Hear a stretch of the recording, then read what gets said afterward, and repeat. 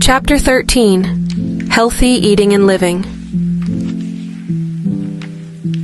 Yeah, I've been trying to do better in school and sports, and I know that what I eat plays a big role in my performance and overall well-being. Did you know that the processed foods we eat, such as artificial sweeteners, low-fat, or sugar-free alternatives, can be really harmful to our health? Diet Coke can be more harmful than full-fat Coke. All fizzy drinks like Fanta, Sprite, Dr. Pepper, etc., whether diet or full fat, can have negative effects on our health, sometimes even worse than smoking. It would be better if people opt for healthier alternatives such as Kangen water, which is known for its purity and negative ORP, which gives it high antioxidant properties, or the purest water they can find. If they desire flavor, they could choose coconut water or fresh fruit juice made from organic fruits, which they can blend themselves if possible. When buying pre-prepared meals from a supermarket, it is important to be cautious and avoid ingredients that are unfamiliar or difficult to pronounce, as they are likely to be unhealthy. We've been learning about the dangers of processed and ultra-processed foods at the Learning Center. It's time to make a change. I'm determined to improve my athletic performance and overall health. It's amazing how what we eat can affect us. Tommy and Tim arrive at Libertyland's Learning Center, their eyes filled with excitement. Welcome to the Learning Center, Tommy and Tim. Today, we're going on an adventure to explore the wonderful world of healthy eating.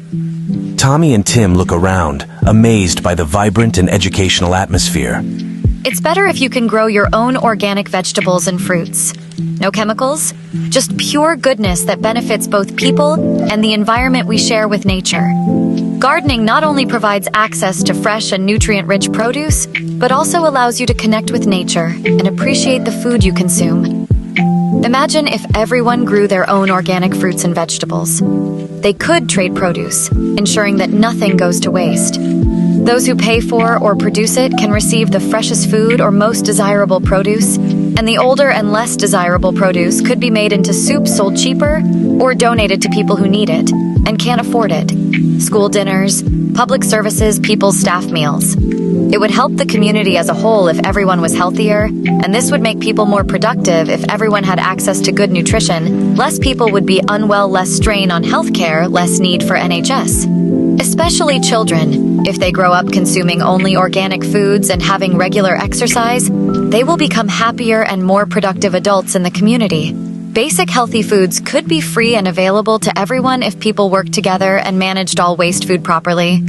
Waste food not good enough for people could be fed to livestock, or chickens to make eggs for people, or chicken meat for people or other animals. And people could still make money selling fresh food and preparing it in different ways, such as making meals in restaurants, meal prep, or the individual products. If growing food was part of education, and the food was sold for profit for the good of the community, then waste given to charity. People who needed food, or even sold to people so the money raised was spent on healthcare education stuff people want government to provide for free, etc. Waste from that to feed livestock? It would solve issues better than the communist approach adopted by Labour in the UK and Democrats in the US taking up to half people's wages in various ways. Or the other two taking a bit less of some people, as well as the teachers and kids of some classes spending time producing organic foods they can grow. There could also be an option to join classes that farm livestock organically.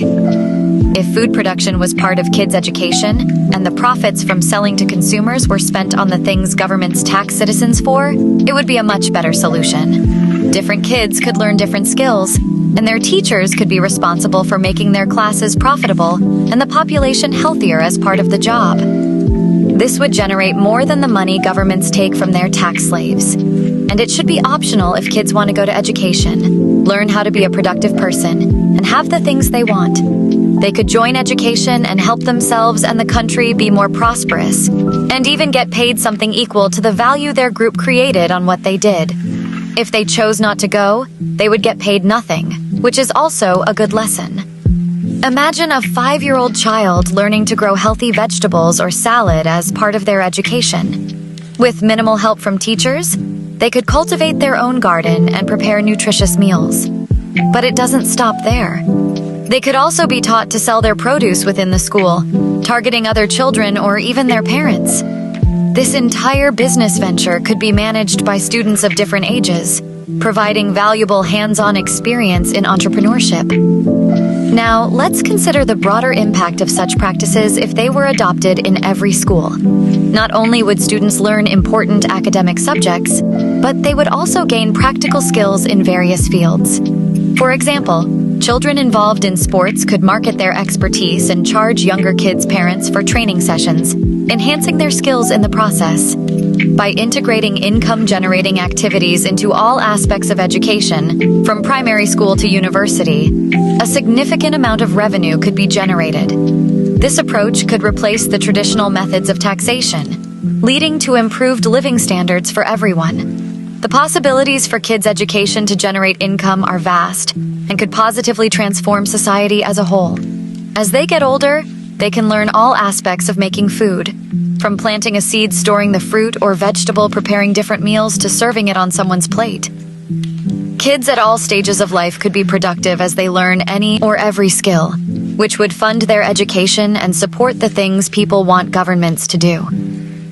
Children often believe that their food comes from their parents, which creates a sense of dependence from an early age.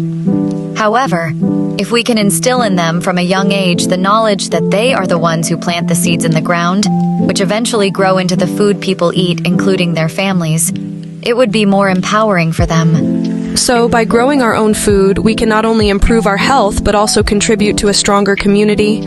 Absolutely. It's amazing how one small act can make a big difference. My dad told me that when he was in the hospital receiving chemotherapy, it cost the taxpayers £60,000 for the treatment.